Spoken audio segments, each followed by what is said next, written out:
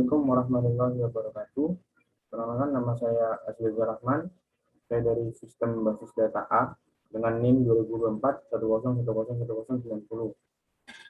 Di sini saya akan menjelaskan tentang tugas dari modul 1 dan modul 2. Next. Oke. Untuk pertama, identifikasi entiti, kategori, dan atribut dari peminjaman barang di lab. Yang pertama, entitinya adalah lab, kategori benda nyata. Ini atributnya berupa ID laboratorium, nama laboratorium, dan deskripsi laboratorium. Kenapa lab dijadikan entiti? Karena lab merupakan sarana dari peminjaman barang. Yang kedua adalah kepala lab. Kategori abstrak, atribut berupa NIP, nama, dan kontak. Di sini kepala lab bertanggung jawab atas segala hal yang terjadi dalam lab. Maka dari itu dijadikan entity. Yang ketiga, barang. Kategorinya benda nyata, atribut ID barang, nama barang, deskripsi barang, dan kondisi barang. Di sini barang dijadikan entity karena barang merupakan adalah sesuatu yang dipinjam. Gitu. Entity selanjutnya adalah UKM. Kategorinya abstrak, atributnya berupa ID UKM dan nama UKM. Di sini UKM dijadikan entity karena UKM yang meminjam barang. Yang kelima, kegiatan. Kategorinya peristiwa, atribut berupa ID kegiatan, nama kegiatan, tanggal, tempat, dan waktu.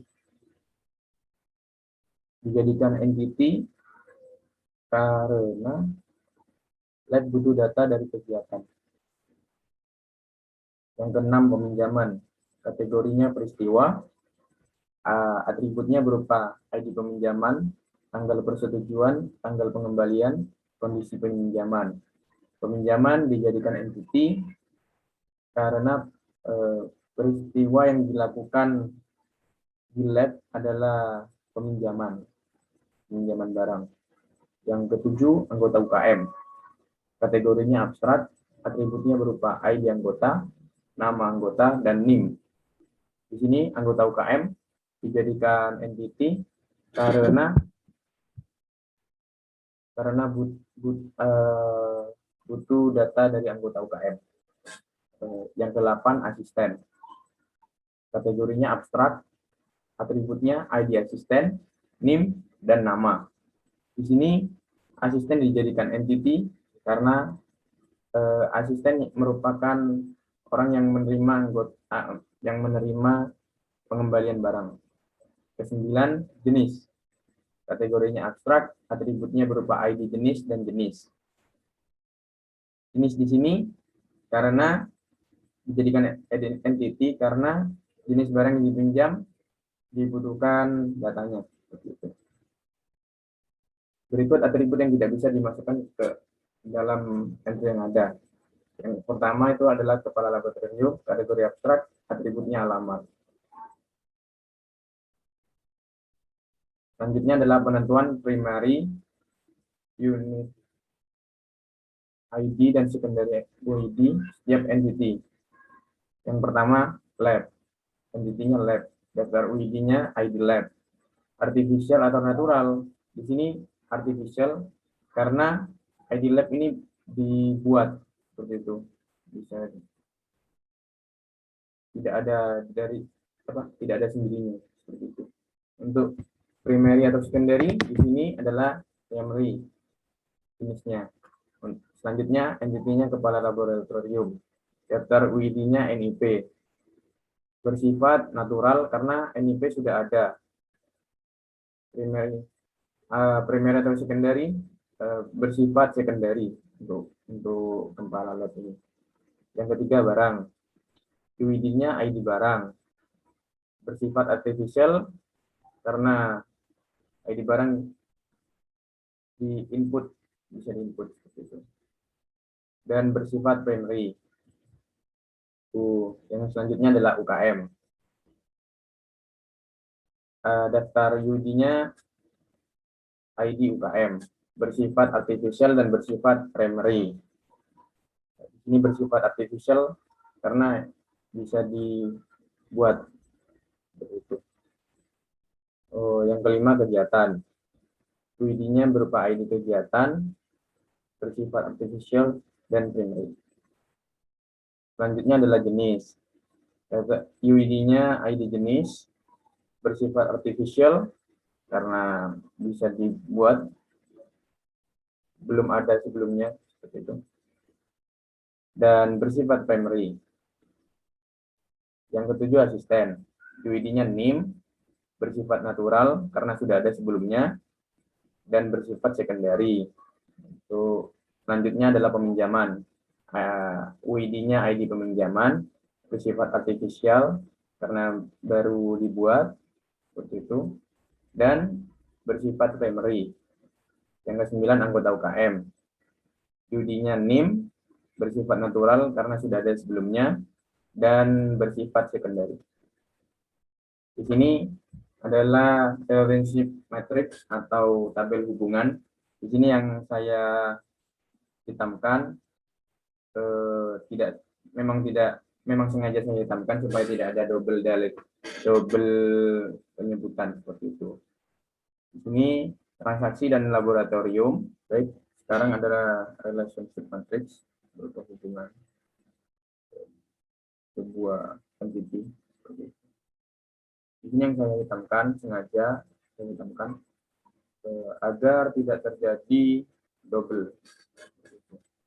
Ini peminjaman dengan laboratorium, merupakan berupa sebuah hubungan dikarenakan laboratorium perlu data peminjaman dan kepala lab juga berupa hubungan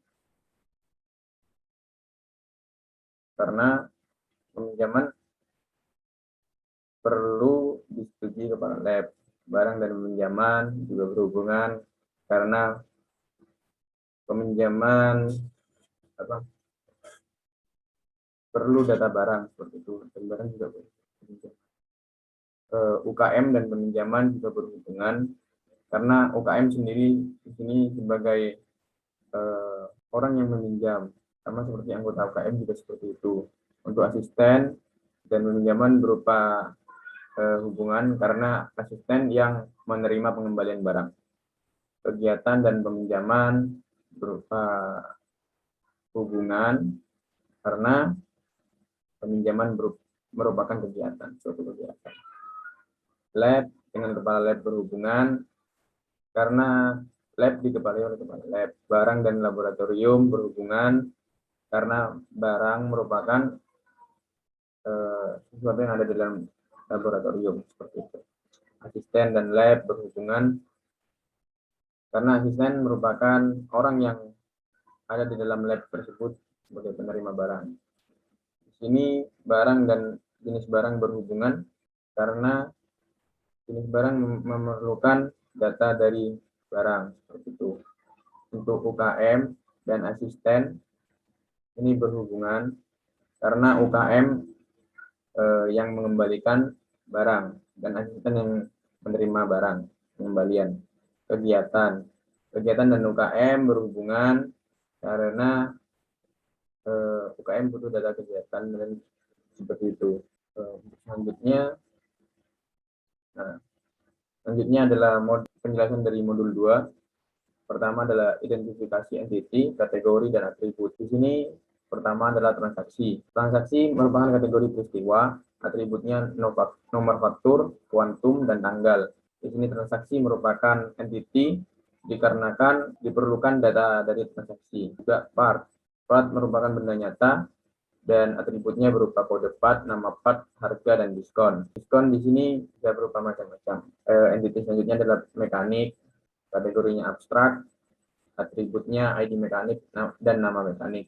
Di sini mekanik menjadi entity dikarenakan mekanik merupakan bagian dari bengkel dan diperlukan data dari mekanik itu sendiri. Yang keempat, service. Kategorinya abstrak, atributnya kode servis, jenis servis, harga, dan diskon. Servis di sini dijadikan entity karena memang perlu dicatat. Yang kelima, bengkel merupakan benda nyata, atributnya berupa ID bengkel, nama bengkel, alamat, dan telepon. Yang keenam merupakan kasir. Kasir di sini kategorinya abstrak, atributnya ID kasir, nama kasir, dan telepon.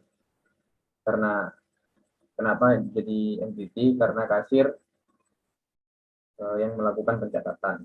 Yang ketujuh, kendaraan. Kategorinya benda nyata, atributnya berupa nomor polisi, tahun, merek, warna, dan nama pemilik.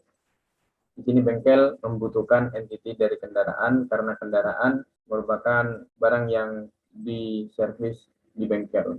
Jadi perlu dicatat. Atribut yang tidak bisa dimasukkan ke entity yang ada. Yang pertama adalah kendaraan, kategorinya benda nyata, dan atributnya kondisi kendaraan. Yang kedua, entitinya kendaraan juga, kategorinya benda nyata, dan tipe kendaraan. Penentuan primary UID dan secondary UID setiap entity. Yang pertama, transaksi UID-nya nomor faktur bersifat artifisial, karena di sini bengkel bisa membuat sendiri nomor faktur dan bersifat primary. Untuk part, kode part, server UID-nya kode part bersifat natural karena sudah ada sebelumnya, bersifat primary. Untuk entity selanjutnya adalah mekanik, ID mekanik bersifat artificial karena bengkel yang membuat ID mekanik itu sendiri, bersifat primary.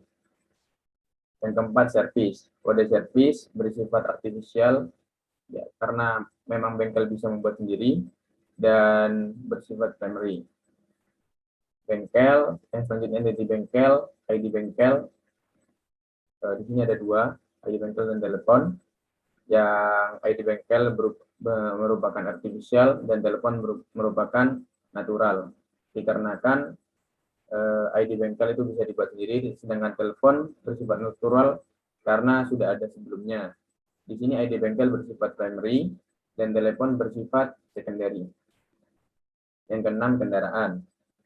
UID-nya berupa nomor polisi, bersifat natural karena sudah ada sebelumnya, dan bersifat primary. Yang ketujuh, kasir.